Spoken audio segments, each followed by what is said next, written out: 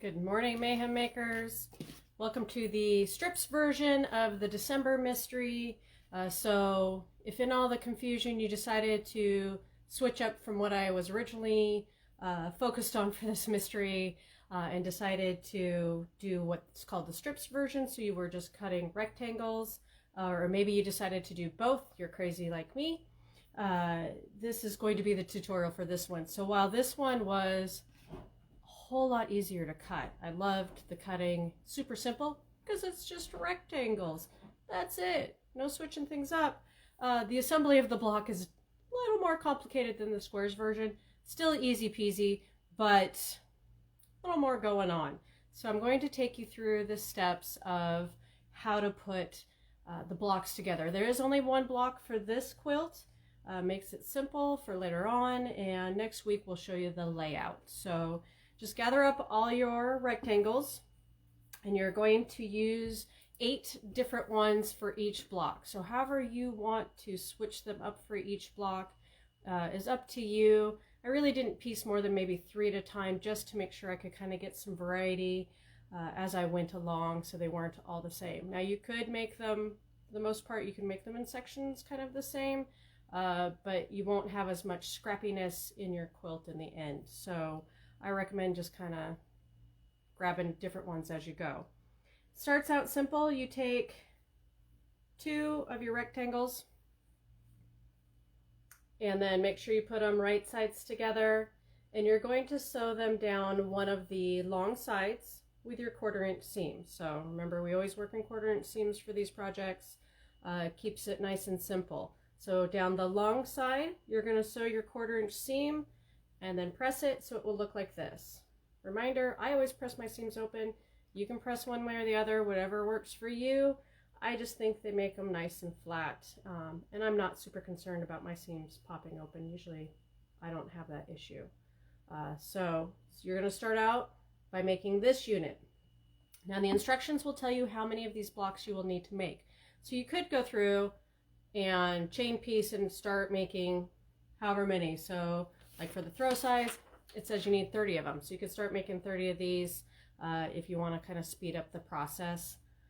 I didn't. I don't know if one way would have been better than the other at this point. I was trying to keep mine more in kind of a gradient order because I'm using neutrals for this one. So it's up to you.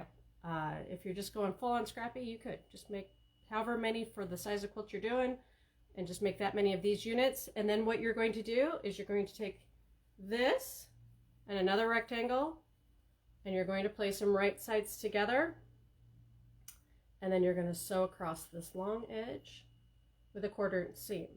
Okay, so that unit will then look like this. Okay, so these are up and down, this is going across the top. You're then just going to rotate it and do the same thing. Take another rectangle, put it on the top.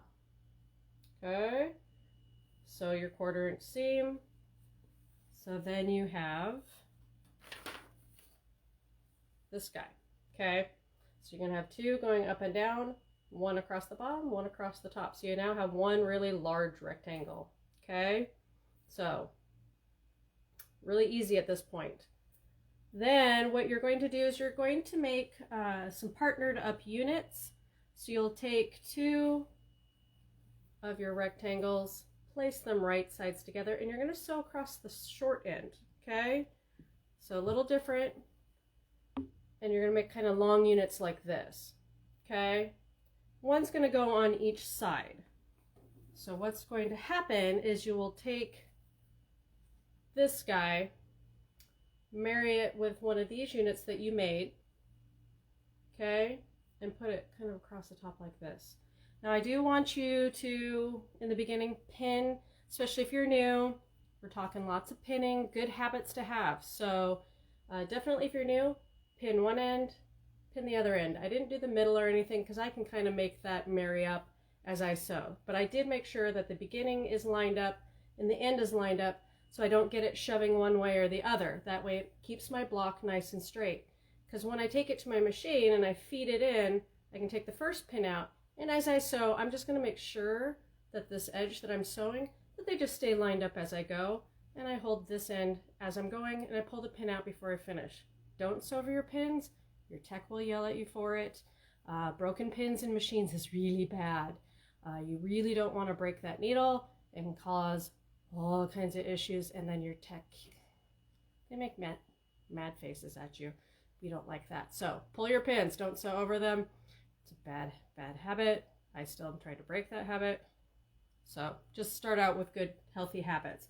Okay, so pin, just sew your 1/4 inch seam. So then he will look like this.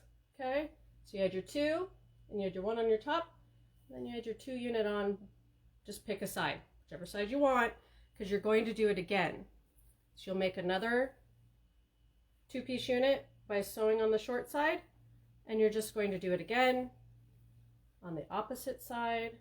Okay, so you already have this 2-piece unit down here. We're just going to do another one on top, and that way your block will look like this. Okay, kind of cool, huh? So just rectangles somehow magically became a square. It's cool.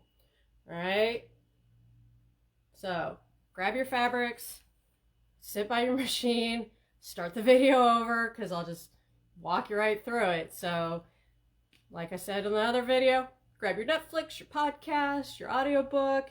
It's really easy just to sit and knock this quilt out. I think I worked on it a couple hours yesterday, and I'm 3/4 of the way through. So I love these easy projects. Great to get done for the holidays if you need something last minute. And I like playing with the fabric because it's fun and it's pretty. So just keep on sewing. Do that 1/4 inch seam. That's the biggest thing you need to focus on for this project in the pinning, making sure that your ends don't scooch one way or the other. So otherwise you shouldn't have a problem, but if you do, you know how to reach out to me. Just give me a call, shoot me an email, send me a message on Facebook, whatever works for you. If you have any problems or questions, if it's not quite coming out right, just let me know. I'll gladly help you out. But otherwise, hopefully you're just going to have a wonderful weekend getting this thing going. Get these blocks made, because next week we'll show you how to put them all together, and you'll be done in a flash. So, all right, have a good weekend and happy stitching.